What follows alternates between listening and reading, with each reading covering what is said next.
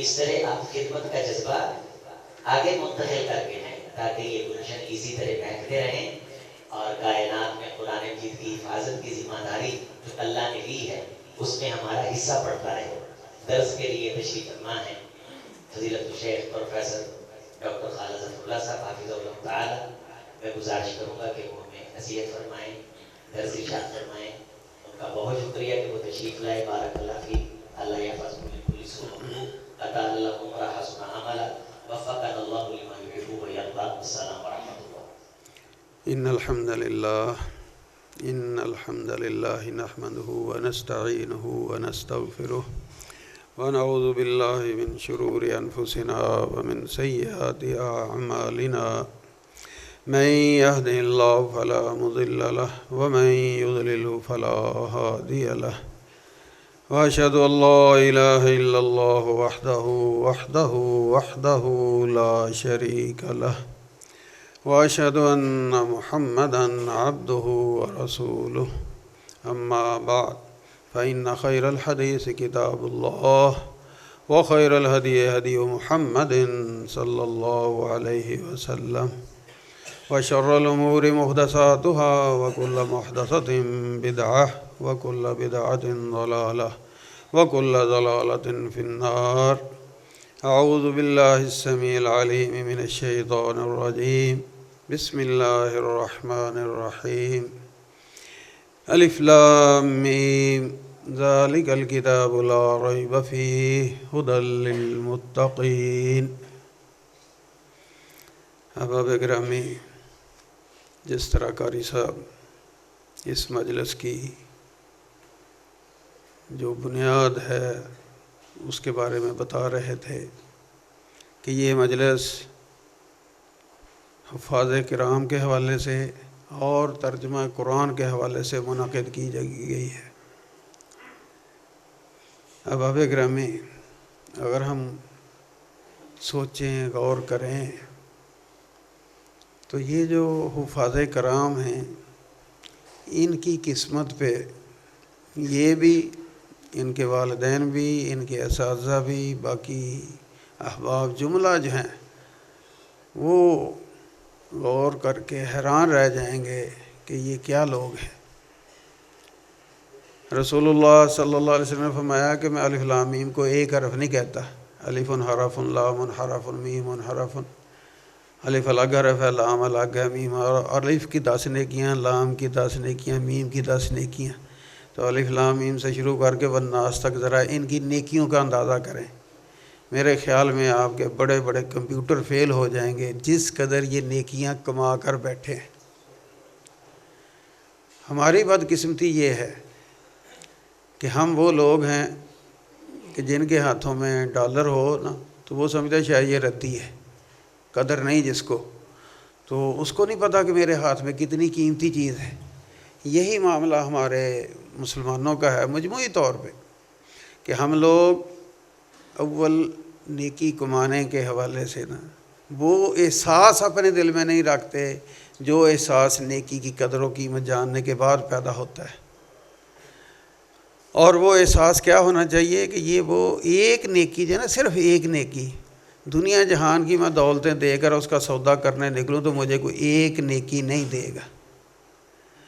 اور یہ نیکی کی کرنسی جہاں چلنی ہے وہ جنت ہے، اور جنت میں لموضع صوت خیر من الدنیا وما فیہا، وہاں ایک چھانٹے کے برابر، ایک چابک کے برابر، یہ جتنی انگلی ہے نا اتنی لمبی چھڑی جو ہے وہ چھانٹا، چابک گھوڑے والوں کے پاس ہوتا تھا، اب تو ٹانگا ہی نہیں رہا۔ تو حدیث میں کیا کہہ رہی ہے کہ نبی علیہ السلام نے فرمایا کہ وہاں اتنی جگہ جو ہے اس ساری دنیا سے زیادہ قیمتی ہے۔ تو وہ جنت جس کی اتنی چھوٹی سی جگہ اتنی قیمتی ہے، وہ جنت ملے گی کس کے ساتھ؟ اس نیکیوں کے ساتھ۔ جو نیکیاں جتنی یہ کما کر بیٹھے ہیں، میرے خیال میں دنیا میں اور کوئی اس قدر خوش قسمت نہیں ہوگا جس قدر حافظ خوش قسمت ہوتے ہیں۔ اور پھر ان کی یہ خوش قسمتی صرف ان کے لیے نہیں، ان کے اساتذہ بھی برابر کے شریک ہیں، اور اساتذہ کی شان وہ ہے، فرمایا رسول اللہ صلی اللہ علیہ وسلم نے خیرکم من تعلم القرآن وعلمہ، تم میں سے بہتر وہ ہے جو قرآن پڑھتا پڑھاتا ہے۔ ایک بہتری کے ہمارے معیار ہے، بچے نے جی ایم اے کر لیا، ڈگری کر لی، پوسٹ بڑی اچھی مل گئی، بیوروکریٹ بن گیا، یہ ہو گیا وہ ہو گیا، بچے نے بہت اچھا کاروبار شروع کر لیا، بہت بڑا بن گیا، بچہ ایم پی اے بن گیا، ایم این اے بن گیا، بہت بڑا بن گیا، بڑی خیر ہے جی، بڑے مقدر ہیں، ہم تعریفوں کے پل باندھتے نہیں تھکتے۔ یہ ہمارے معیار ہے، اور ایک اللہ اور اللہ کے رسول کا معیار ہے، اور ان کے معیار میں بہتر کون ہے؟ خیرکم من تعلم القرآن وعلمہ، جو قرآن پڑھتا پڑھاتا بہتر وہ ہے۔ کیا میرے اور آپ کی نگاہ میں بھی یہ لوگ بہتر ہیں؟ میں مولوی ہوں، مجھے اس پہ کوئی عار نہیں، مولوی کا بیٹا ہوں، مولوی کا پوتا ہوں، مولویوں میں رہتا اٹھنا بیٹھنا میرا۔ جب میں یقین جانے مسجد وغیرہ میں بعض لوگ ہوتے ہیں، اوے مولوی، اوے حافظ، اوے قاری، اوے کر کے بلاتے ہیں، یقین جانے اتنا دل دکھتا ہے کہ ان کو بیچاروں کو قدر نہیں کہ یہ کون ہے۔ وہ جو 4 دن کے لیے کسی عہدے پہ ہوتا ہے نا، جی جی جی جی، اس کے آگے پیچھے بچھتے چلے جاتے ہیں، اور یہ جن کے لیے فرشتے پر بچھاتے ہیں ان کو اوے کر کے بلاتے ہیں۔ خدا را ان کی قدر کریں، ان کا مقام مرتبہ پہچانیں۔ کیوں؟ یہ میں اور آپ نہیں طے کر رہے، ان کا مقام مرتبہ رسول اللہ صلی اللہ علیہ وسلم طے کیا۔ خیرکم من تعلم القرآن وعلمہ، تم میں سے بہتر وہ ہے جو قرآن پڑھنے پڑھانے کا کام کرتا ہے۔ تو یہ جو اساتذہ ہیں یہ بھی ان بچوں کی جملہ نیکیوں میں برابر کے شریک ہیں، ان کے مقدر پہ بھی قربان جائیں۔ اور بات یہاں ختم نہیں ہوتے میرے خیال میں۔ فرمایا رسول اللہ صلی اللہ علیہ وسلم نے، من دل علی خیر فلہ اجر کمثل فاعلہ، جو کسی نیکی کے لیے رہنمائی کرتا ہے، کوئی بندوبست کرتا ہے، انتظام کرتا ہے، تو وہ بھی سارے اس میں شریک ہیں۔ انتظامیہ ہوتی ہے ہر ادارے کی، یہاں کے بھی الحمدللہ انتظامیہ بزرگ ہیں، محترم ہیں، اور وہ انتظامیہ کے عہدوں والوں سے آگے بڑھ کر میرے حساب سے جو بورچی ان کے لیے کھانا تیار کرتا ہے، جو خادم ان کے لیے مسجد کی صفائی کا، صاف ستھرے ماحول کا اہتمام کرتا ہے، وہ بھی اس حدیث میں شامل ہے۔ ان کے لیے بھی اللہ کے ہاں انشاءاللہ اجر ہی اجر ہے۔ تو یہ اتنی اجر والی نیک مجلس ہے، اتنے اجر کمانے والے لوگوں کی یہ مجلس ہے۔ تو یہ مجلس کی بنیاد کیا ہے؟ وہ قرآن ہے، اور کوئی چیز ہمیں اس وقت یہاں اکٹھا کر کے نہیں بیٹھی، قرآن نے ہمیں اکٹھا کیا ہے۔ اور قرآن کیا ہے؟ یہ اللہ کا کلام ہے۔ کلام کا متکلم سے جو تعلق ہوتا ہے نا، اس کو کوئی توڑ نہیں سکتا۔ میں بات کر رہا ہوں، آپ بات سن رہے ہیں، سننے والے سینکڑوں ہو سکتے ہیں، ہزاروں، لاکھوں ہو سکتے ہیں۔ ڈاکٹر ذاکر نائک صاحب آئے تھے، لاکھوں لوگ ان کو سنتے، لیکن بولنے والا پیچھے ایک۔ کلام اس کا ہے اور اس کی نسبت کو کوئی توڑ نہیں سکتا۔ تو قرآن مجید کے علاوہ اللہ تعالیٰ کا یہ سارا جہان جو ہے اس کی مختلف صفات کا مظہر ہے، لیکن ہر ایک کی چیز کی نسبت جو ہے وہ بدل جاتی ہے۔ اللہ نے انسانوں کو پیدا کیا، فلاں ولد فلاں، فلاں ولد فلاں۔ اللہ نے زمین کو پیدا کیا، یہ زمین فلاں کی، فلاں ولد فلاں کی، فلاں ولد فلاں کی۔ اللہ کی یہ صفتوں کا اظہار ہے، وہ خالق ہے، وہ قادر ہے، وہ مالک ہے، ساری چیزیں اس کی، لیکن جتنی جملہ صفات ہیں ان کے نتیجے میں جو کوئی سامنے آتا ہے اس کی نسبت آگے چلی جاتی ہے، لیکن اللہ کے کلام کی نسبت کسی دوسری طرف نہیں جائے گی۔ یہ قرآن مجید کبھی نہیں ہوگا یہ فلاں کا قرآن مجید، یہ فلاں کا قرآن مجید۔ قرآن مجید اللہ کا کلام، اس کے علاوہ کبھی نہیں کسی کے منہ سے آپ سنیں گے کہ یہ فلاں کا کلام ہے۔ تو پھر جس کا کلام ہے اگر وہ عظیم ہے تو جس کے سینے میں یہ قرآن ہوگا وہ عظیم نہیں ہوگا؟ وہ بھی یقیناً عظیم ہوگا۔ جب کلام عظیم ہے تو حامل قرآن جو قرآن کو سینے میں ڈائے بیٹھا وہ بھی بہت عظیم ہے۔ تو یہ بڑے عظیم لوگوں کا معاملہ ہے، اور یہ خوش قسمت ہیں جن کو یہ نسبت حاصل ہو رہی ہے، یہ فرصت حاصل ہو رہی ہے، یہ شرف حاصل ہو رہا ہے۔ جو یہ شرف ہم نے پایا ہے، یہ بچوں نے پایا، اساتذہ نے پایا، انتظامیہ نے پایا، والدین نے پایا، اس کے حوالے سے ایک چھوٹی سی بات عرض کرنی ہے۔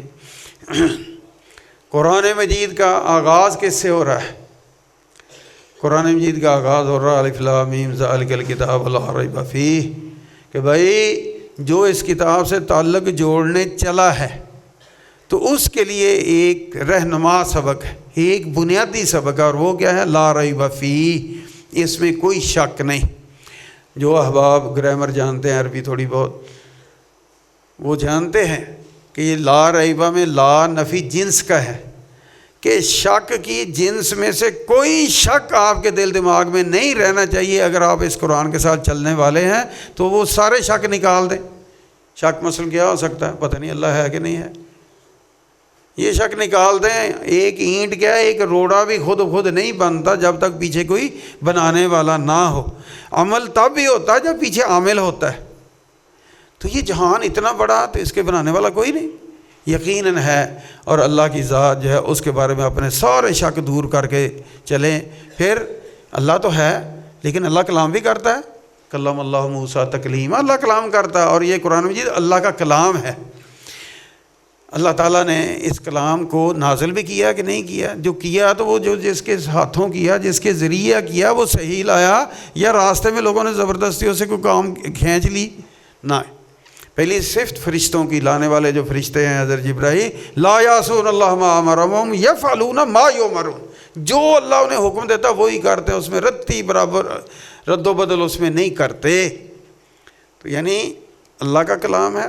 اللہ نے بھیجا ہے اس فرشتے کے ذریعے ذوالقوۃ المتین، بڑی قوت والا، بڑی مجال ہے کوئی اس کے سے کوئی چیز اس میں سے چھین سکے. پھر جس ذات پر نازل کیا وہ ذات رسول اللہ صلی اللہ علیہ وسلم کی ذات ہے. جو لوگ دہریے ہو جاتے ہیں نا خدا اور رسول کے منکر، ان میں سے ایک نے مجھے بتایا کہ میں نے کہا یار آپ کی واپسی کیسے ہوئی؟ کہنے لگا میں نے نبی کے بارے میں تحقیق کی کہ اس کے دور کے جو اس کے مخالف تھے وہ کیا تبصرہ کرتے ہیں. تو مخالف بھی کہتے تھے یار اس نبی نے کبھی جھوٹ نہیں بولا. تو جو نبی لوگوں کے درمیان جھوٹ نہیں بولتا وہ اللہ کے بارے میں جھوٹ بولے گا. تو کہتا ہے اس بات پر میں دوبارہ مسلمان ہوا ہوں. تو وہ ہے شان ہمارے رسول اللہ صلی اللہ علیہ وسلم کی کہ ان کی طرف سے کوئی اس کے اندر کوئی جھوٹ نہیں، کوئی کمی بیشی نہیں. پھر وہ آپ چیک کر لیں، قیامت تک اس کے مخالف اس کو چیک کر رہے ہیں، اس کو پڑھ رہے ہیں، کیڑے نکالنے کی کوششیں کر رہے ہیں، آج تک فیل ہو رہے ہیں، قیامت کی دیواروں تک فیل ہوں گے. وجہ کیا ہے؟ کہ یہ کلام اس ذات کا جو سبحان ہے، پاک ہے، ہر خطا سے، ہر غلطی سے، ہر کمی سے، ہر کوتاہی سے وہ پاک ہے. تو جو کلام اس نے نازل کیا ہے یہ بھی ہر طرح کی کمی، کوتاہی، غلطی، خطا سے پاک ہے. لا ریب فیہ. کیا میرے سینے میں، میرے دل میں اس قرآن کے بارے میں اس قدر ٹھوس ایمان ہے کہ نہیں ہے؟ اگر یہ ایمان ہو تو پھر یہ باتیں تو بالکل ٹھیک ہیں، لیکن پتہ نہیں کس سے ہیں. فیہ ذکرکم، اس میں میرا اور آپ کا ذکر ہے. اور یقین جانیں کبھی دل کو چوٹ لگی ہو، کبھی خوشی ہو، اور آپ قرآن کھول کر دیکھیں اتفاقاً وہ آیتیں، وہ صورتیں سامنے آئیں گی، یہ تو اللہ نے میری بات کی ہے یار، یہ تو میرا ہی معاملہ ذکر ہو رہا. فیہ ذکرکم، یہ قرآن جو ہے یہ خالی مردے بلٹی کرنے کے لیے نہیں آیا. اس میں آپ کا ذکر ہے، آپ کے جتنے بھی معاملات ہیں خوشی غمی کے زندگی گزارنے کے، ان سب کے بارے میں ھدی للمتقین، اس میں ہدایت ہے. اور ہدایت کے 3 درجے ہوتے ہیں: صحیح راستے کا علم ہونا، صحیح راستے پر چلنے کی توفیق مل جانا، اور موت بھی اسی راستے پر آنا. قرآن پہلا جو فریضہ ہے وہ ادا کرتا ہے، صحیح راستہ بتاتا ہے ھدی للمتقین، کہ زندگی گزارنے کے لیے صرف یہ زندگی نہیں، اس کے بعد جو آنے والی ابدی دائمی زندگی ہے اس میں بھی کامیابی اگر کوئی چاہتا ہے تو اس کے لیے واحد یہ راستہ جو میں تمہارے لیے متعین کر رہا ہوں. اس پر چل کر جو راستہ رسول اللہ صلی اللہ علیہ وسلم نے چھوڑا تھا، جس کے لیے ہر خطبہ میں رسول اللہ صلی اللہ علیہ وسلم ارشاد فرمایا کرتے تھے، خیر الہدی ہدی محمد صلی اللہ علیہ وسلم، سب سے بہترین راستہ میرا راستہ ہے. تو خوش قسمت ہیں وہ لوگ جو قرآن کو اس ایمان عقیدے کے ساتھ لے کر آگے بڑھتے ہیں. اب اس قرآن کو عربی زبان میں ہونے کے ناطے ہمارے لیے سمجھنا مشکل ہے. اللہ تعالیٰ نے مزید آسانی کر دی کہ بھئی تمہارے سمجھانے کے لیے لِتُبَيِّنَ لِلنَّاسِ، جو فریضہ رسول اللہ صلی اللہ علیہ وسلم کا تھا کہ اس قرآن کو سب بیان کر دو کھول کر، تاکہ یہ لوگ اس پر عمل کرنے میں آسانی محسوس کریں. وہی کام کا فریضہ جو آگے انبیاء والا علماء میں منتقل ہو گیا. العلماء ورثۃ الانبیاء، ان علماء نے اور کون سی نبی علیہ السلام سے وراثت لی ہے؟ کوئی جگیر، کوئی جائیداد، کوئی سونا چاندی، کچھ نہیں، یہ قرآن لیا ہے. اب اس قرآن کو علماء جو ہیں آگے ہمارے سامنے کھول کر بیان کرتے ہیں. تو اللہ کا شکر ہے کہ آج کی جو مجلس ہے یہ اس حوالے سے بھی ہے کہ قرآن مجید کا ترجمہ مکمل ہوا. تو تو ایک تو اللہ نے جو توفیق دی ہے وہ توفیق جن نے بیان کیا اللہ ان کی زندگی میں صحت میں برکت ڈالے، اور جو سننے والے ہیں اللہ ان کو یہ سننا سنانا جو ہے یہ بھی قبول کرے۔ اس حوالے سے ایک چیز تھوڑی سی دعوت دیتا ہوں غور و فکر کی، اور وہ چیز کیا ہے کہ قرآن تو ہم نے سن لیا پڑھ لیا اور ترجمہ بھی ہمیں آ گیا، تو کیا یہ صرف سننے کی حد تک قرآن آیا ہے؟ یہ قرآن تو آیا ہے تزکیہ کرنے کے لیے، عمل کرنے کے لیے۔ صحابہ کی شان کیا بیان ہوتی ہے، وہ کہتے ہیں تم القرآن و تم العمل بہ، ادھر قرآن پورا ہوا، ادھر پورے کے پورے قرآن پر ہمارا عمل تھا۔ ہم میں سے کوئی بندہ ہاتھ کھڑا کر کے کہہ سکتا ہے کہ جی اس پورے قرآن پر میرا عمل بھی ہے؟ پورا چھوڑیں، گنتی کے چند احکام جو ہیں ان کے حوالے سے اپنا جائزہ لے کر ہم دیکھیں کہ کیا یہ قرآن جو اللہ نے ہمارے لیے نازل کیا ہے، جس قرآن کو اللہ تعالیٰ نے سمجھنے کا ہمیں موقع دیا، یہاں جو ہے یہ 10 سالوں میں اس کا ترجمہ بیان ہوا، قرآن تو ہم نے سیکھ لیا، لیکن قرآن صرف سیکھنے کی حد تک جس طرح حافظ جو ہیں یہ یاد کرتے ہیں، معاملہ اس قدر نہیں ہے، آگے ہے اس سے اصل مسئلہ کہ اس قرآن پر عمل کیسے ہے۔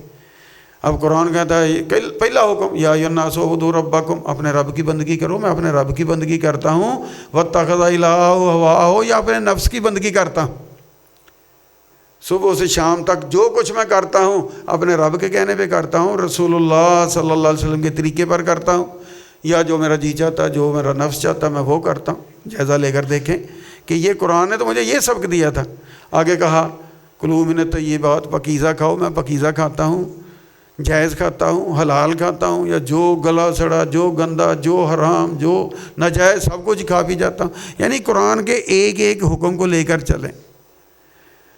احل اللہ البیع وحرم الربا، بیع تجارت خرید و فروخت کرو جتنی مرضی کرو۔ یہ جو سیکولر سوچ ہے نا جی سوشلزم والوں کی، وہ جی اس حد تک زمین ہونی چاہیے، اس حد تک پیسہ ہونا چاہیے، اس سے زائد جائز نہیں، یہ قطعاً اسلام کی فکر نہیں، اسلام کی سوچ نہیں۔ احل اللہ البیع، اللہ نے بیع خرید و فروخت و تجارت آپ کے لیے حلال کر دی، کماؤ جتنا مرضی کماؤ جو چند شرائط ہیں ان کی روشنی میں۔ وحرم الربا، قرآن نے کہا کہ سود تمہارے لیے حرام ہے، اور حرام وہ چیز ہوتی ہے لا خیر فی، اس میں خیر نہیں۔ اب میں دیکھوں، ہم سب دیکھیں کہ کیا میری زندگی میں وہ جو جس چیز سے اللہ نے منع کیا ہے، قرآن نے مجھے بتا دیا ہے، میں اسے باز آ گیا ہوں یا نہیں؟ یہ مسلمانوں کا ملک ہے، یہاں بینک چل رہے ہیں، بینک سارے سود پہ چل رہے ہیں، وہ باہر کے کوئی لوگ آ کر ان کو سارا پیسہ دے رہے ہیں اور بینک چلا رہے ہیں، یہ ہمارا پیسہ ہے، اور ہم لوگ ادھر سود بھی کھا رہے ہیں، اللہ کی نافرمانی بھی کر رہے ہیں۔ احل اللہ البیع، بیع حلال جو تھی وہ بھی کر رہے ہیں، مصلی کے پیچھے ہیں یعنی امام کے پیچھے آ کر نمازیں بھی پڑھتے ہیں، ہر جگہ پہ یہ معاملے ہیں۔ یعنی وہ کوئی بندہ جو ہے نا وہ قرآن پڑھا بھی ہے، قرآن جس لیے پڑھا تھا اس پر عمل کرنا تھا۔ صحابہ کی شان یہ تھی، وہ بھی ہمارے جیسے انسان تھے، وہ ان کو عظمتیں فضیلتیں کیوں ملیں؟ تم القرآن و تم العمل بہ، قرآن پورا ہوا اور قرآن کے ساتھ اس پر عمل بھی ہوا۔ کیا مرد کیا عورتیں، عورتوں سے اللہ نے کہا ولا تبرجن تبرج الجاہلیت الاولی، اسلام سے پہلے جاہل عورتیں جس طرح اپنے اعضاء کی اپنے جسم کی نمائشیں کرتی پھرتی تھیں، اب تم نے کلمہ پڑھ لیا، اب تم فاطمہ کی بیٹی بن گئی ہو، اب تم خدیجہ کی بیٹی بن گئی ہو، تو اب تمہارا رنگ وہ نہیں ہونا چاہیے۔ تو کیا مسلمان عورتیں بچیاں جو ہیں کیا ان کا یہ رنگ قرآن والا کہ وہ اب جب جائیں ضرورت کے لیے باہر جا سکتی ہیں، لیکن ولا تبرجنا تبرج الجاہلیت الاولی، وہ جاہلیت والا رنگ لے کر تو نہیں کہ باہر نکلے۔ وَلْيُدْنِينَ عَلَيْهِنَّ مِنْ جَلَابِيبِهِنَّ، اپنی چادر اپنے اوپر اوڑھے۔ اگر 3 نسلیں جا رہی ہوں نا، دادی ہو، آگے اس کی بیٹی ہو یا بہو ہو، اور ساتھ تیسری پوتی ہو، تو تینوں نسلوں کا فرق دیکھیں۔